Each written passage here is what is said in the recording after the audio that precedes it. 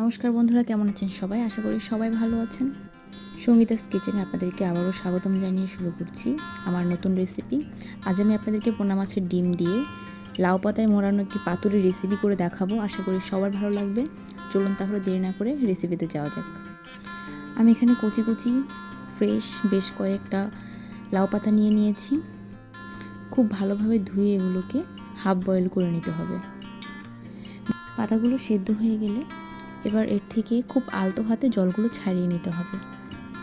এবার পাতুরির পুরটা রেডি করার জন্য আমি চুলোতে একটি কড়াই চাপিয়ে দিলাম। ওর মধ্যে পরিমাণ মতো তেল দিয়ে দিলাম। তেলটা গরম হয়ে গেলে এর মধ্যে বাকি উপাদানগুলো দিয়ে দিব।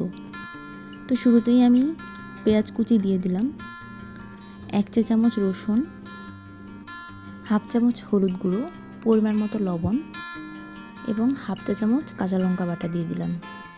এই উপাদানগুলোকে খুব ভালোভাবে একটু কষিয়ে নিতে হবে। কষানোর জন্য আমি এখানে সামান্য পরিমাণ জল অ্যাড করলাম। এরপর একটু নেড়ে চেড়ে এর মধ্যে গরম মশলা অ্যাড করে দিব।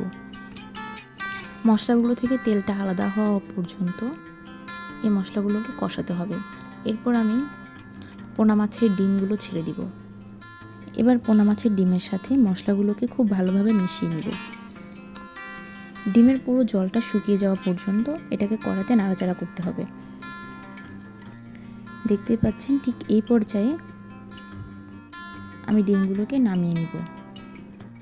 এবার হাফ বয়েল করে রাখা লাউ পাতাগুলোকে খুবই আলতো হাতে পাতুরির শেপ দিয়ে দিব। আমি এখানে 2টো পাতা ব্যবহার করছি। আপনারা পাতার সাইজ অনুযায়ী 3টে বা 4টে পাতা ব্যবহার করতে পারেন। যেহেতু আমার পাতার সাইজগুলো একটু মাঝারি সাইজের, সেজন্য আমি 2টো পাতা ব্যবহার করছি।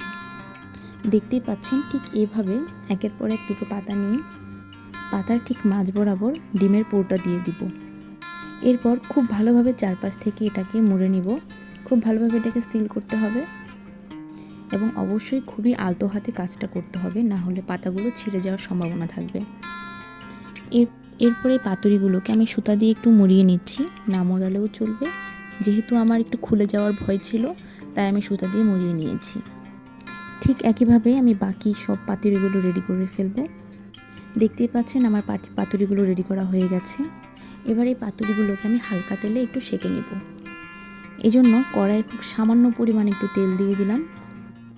এবার এপিট ওপিট উল্টে খুবই সামান্য পরিমাণে সেঁকে পাতুরিগুলো নামিয়ে নেব।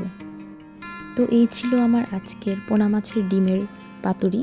আশা করি সবার ভালো লেগেছে। ভালো লাগলে অবশ্যই ভিডিওটিতে একটু লাইক, কমেন্ট এবং শেয়ার করতে ভুলবেন না। আর হ্যাঁ, চ্যানেলটিকে অবশ্যই সাবস্ক্রাইব করে দিবেন। ধন্যবাদ সবাইকে পুরো ভিডিওটি দেখার জন্য। Bye bye.